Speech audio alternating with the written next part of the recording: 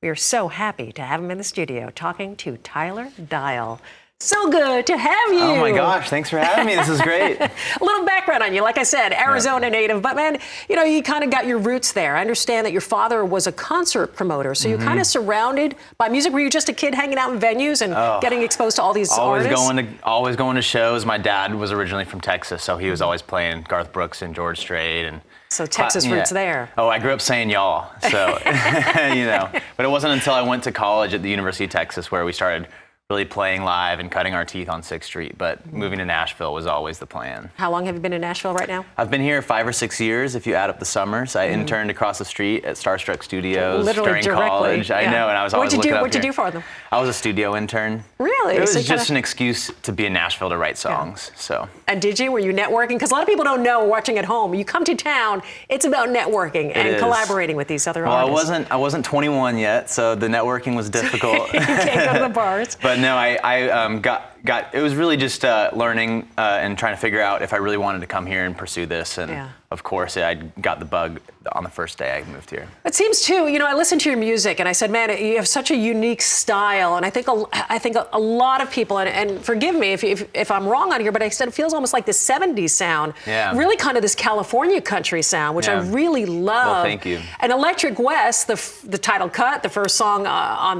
the track, it really speaks to that, doesn't it? Oh, thanks. Well, my dad was always playing the Eagles and the Rolling Stones and bands like Midland and, you know, Casey Musgraves, you know, they really showed me that it's possible to have that retro sound and make it progressive today, so.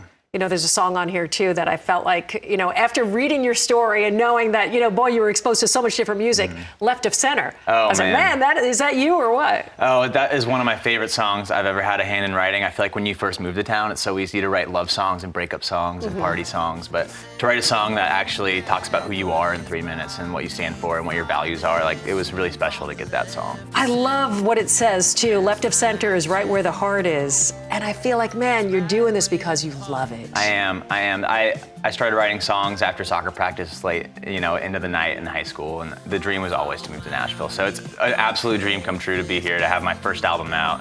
It's been a long road, a lot of ups and downs, a lot of side jobs on the weekends. Absolutely. But we're here, we made it, and I'm just excited to keep promoting it and pushing it. And a lot of people going, wait a second, I heard you drop soccer. Do you ever think about going pro? Was that ever a target for you? I had a couple offers to play D1 in college, but I started falling in love with music, and when I got into the University of Texas in Austin, the live music capital of the world, it was just a no-brainer. So. You know, there's like a lot of artists that have a little side thing going. They do a kickball tournament. Have you heard about this? You've got to get in on that. One. Yeah, Did you? I know. I still have got the foot, so. That's awesome.